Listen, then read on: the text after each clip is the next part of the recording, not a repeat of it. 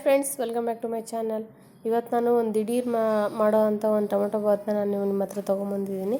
ಇದು ತುಂಬ ಈಸಿಯಾಗಿ ಮಾಡ್ಬೋದು, ತುಂಬ ಟೇಸ್ಟಿಯಾಗಿ ಆಗುತ್ತೆ.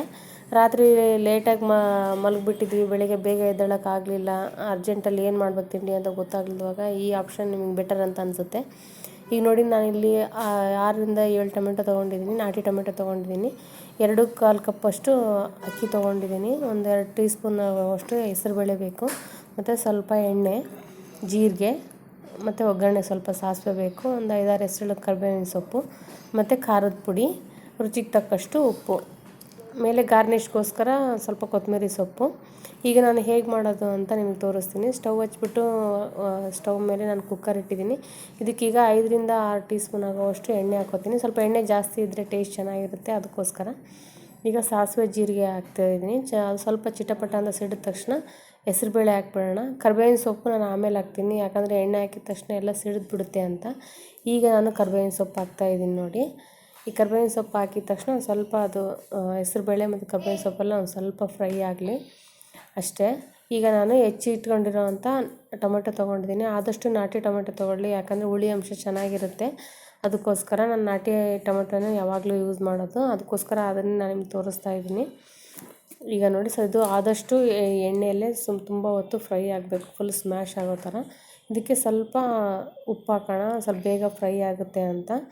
ಈಗ ನೋಡಿ, ಸ್ವಲ್ಪ ನಾನು ಕಲ್ಲುಪ್ಪೇ ಬಳಸೋದು ಯಾವಾಗಲೂ, ಅದಕ್ಕೆ ಕಲ್ಲುಪ್ಪು ಹಾಕ್ತಾಯಿದ್ದೀನಿ. ಈಗ ಉಪ್ಪು ಹಾಕಿ ಸ್ವಲ್ಪ ಹೊತ್ತು ಫ್ರೈ ಮಾಡೋಕ್ಕೆ ಬಿಡಿ. ಅದು ಚೆನ್ನಾಗಿ ಸ್ಮ್ಯಾಶ್ ಆದ ನಂತರ ನೆಕ್ಸ್ಟ್ ಹೇಳ್ತೀನಿ. ಆದಷ್ಟು ಬೇಗ ಆಗೋವಂಥ ತಿಂಡಿಗಳಾದರೆ ಬೆಟರ್, ಯಾಕಂದರೆ ಬೆಳಗ್ಗೆ ಮಕ್ಕಳು ಸ್ಕೂಲಿಗೆ ಹೋಗ್ತಿರ್ತಾರೆ, ಬೇಗ ಎದ್ದೇಳೋಕ್ಕಾಗಲಿಲ್ಲ, ಏನೋ ಮರ್ತು ಹೋಗ್ಬಿಟ್ವಿ ಅಂತ ಅಂದಾಗ ಏನು ರುಬ್ಬೋದಿರಲ್ಲ, ತುಂಬ ಟೆನ್ಷನ್ ಇರೋಲ್ಲ, ಆದಷ್ಟು ಬೇಗ ಮಾಡಿಬಿಡ್ಬೋದು. ಈಗ ನಾನು ಇದಕ್ಕೆ ಖಾರದ ಪುಡಿ ಹಾಕ್ತಾಯಿದ್ದೀನಿ. ಚೆನ್ನಾಗಿ ಟೊಮೆಟೊ ಫ್ರೈ ಆದ ನಂತರ ಈ ಖಾರದ ಪುಡಿ ಹಾಕಿ, ಖಾರ ಒಂದು ಸ್ವಲ್ಪ ಜಾಸ್ತಿನೇ ಇರಲಿ, ಯಾಕಂದರೆ ಟೇಸ್ಟ್ ಚೆನ್ನಾಗಿರುತ್ತೆ. ಅದಕ್ಕೋಸ್ಕರ ನಾನು 3 ಟೀ ಸ್ಪೂನ್ ಆಗುವಷ್ಟು ಖಾರದ ಪುಡಿ ಹಾಕ್ಕೊಂಡಿದ್ದೀನಿ. ಈಗ ತುಂಬ ಹೊತ್ತು ಬಾಡಿಸೋದೇನು ಬೇಡ, ಯಾಕಂದರೆ ತಳ ಸೀದ್ಬಿಡುತ್ತೆ, ಅದಕ್ಕೋಸ್ಕರ. ಈಗ ನಾನು ಈ ಅಳತೆ ಕಪ್ಪಿಂದ ನಾನು 2.5 ಕಪ್ಪು ಅಕ್ಕಿ ತೊಗೊಂಡಿದ್ದೆ.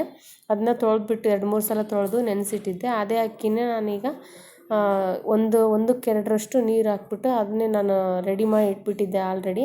ಅದನ್ನೇ ಇದಕ್ಕೆ ಹಾಕ್ಬಿಟ್ಟು, ಈಗ ಟೊಮೆಟೊ ಫ್ರೈ ಆಗಿತ್ತಲ್ವ, ಅದಕ್ಕೋಸ್ಕರ ಅದನ್ನೇ ಅದಕ್ಕೆ ಹಾಕಿ ಅದನ್ನೀಗ ಟೇಸ್ಟ್ ನೋಡ್ತಾಯಿದ್ದೀನಿ. ಸ್ವಲ್ಪ ಉಪ್ಪು ಕಮ್ಮಿ ಇತ್ತು, ನಾನು ಇನ್ನೊಂದು ಸ್ವಲ್ಪ ಉಪ್ಪು ಹಾಕ್ಕೋತಾ ಇದ್ದೀನಿ ಅಷ್ಟೇ. ಇದಕ್ಕೆ ಮತ್ತೇನು ಬೇಡ. ಈಗ ಚೆನ್ನಾಗಿ ಒಂದು ಕುದಿ ಬರಲಿ. ಕುದಿ ಬಂದ ನಂತರ ನಾವು ಕುಕ್ಕರ್ ಲಿಡ್ ಕ್ಲೋಸ್ ಮಾಡೋಣ.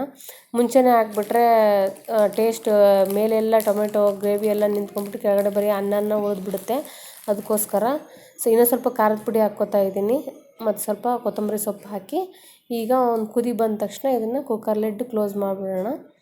ಯಾವಾಗಲೂ ಅಷ್ಟೇ, ನೀವು ಪಲಾವು ಅಥವಾ ಯಾವುದೇ ರೈಸ್ ಬಾತ್ ಮಾಡಲಿ, ಕುದಿ ಬರ್ತಿರುತ್ತಲ್ವ, ಆವಾಗ ನೀವು ಕುಕ್ಕರ್ ಲಿಡ್ ಕ್ಲೋಸ್ ಮಾಡಬೇಕು.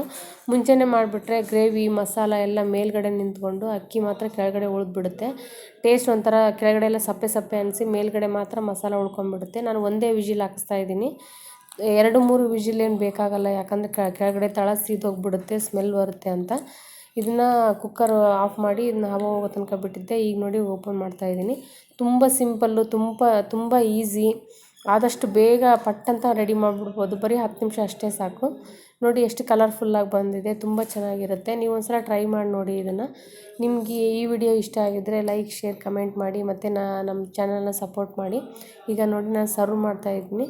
ಇದಕ್ಕೆ ಆದಷ್ಟು ಮಿರ್ಚಿ ಬಜ್ಜಿ ಅಥವಾ ಮೊಸರು, ಚಿಪ್ಸು ಈ ಥರ ಕಾಂಬಿನೇಷನ್ ಮಾಡ್ಕೊಂಡು ತಿಂದರೆ ತುಂಬ ಚೆನ್ನಾಗಿರುತ್ತೆ. ನಮ್ಮ ಮನೇಲಿ ಆದಷ್ಟು ನಮ್ಮ ಮಕ್ಕಳಿಗೆ, ನಮಗೆಲ್ಲ ಸ್ವಲ್ಪ ಚಿಪ್ಸು ಮೊಸರು ಇದ್ದರೆ ತುಂಬ ಲೈಕ್ ಆಗುತ್ತೆ ಅಂತ ನಾನು ಈ ಥರ ಮಾಡಿದ್ದೀನಿ. ಇದಕ್ಕೆ ಮಿರ್ಚಿ ಬಜ್ಜಿ ಅಂತ ತುಂಬ ಮಾಡಿಸಿದ ಜೋಡಿ ಅಂತ ಹೇಳ್ಬೋದು. ತುಂಬ ಚೆನ್ನಾಗಿರುತ್ತೆ, ನೀವು ಟ್ರೈ ಮಾಡಿ ನೋಡಿ. ನಮಸ್ಕಾರ.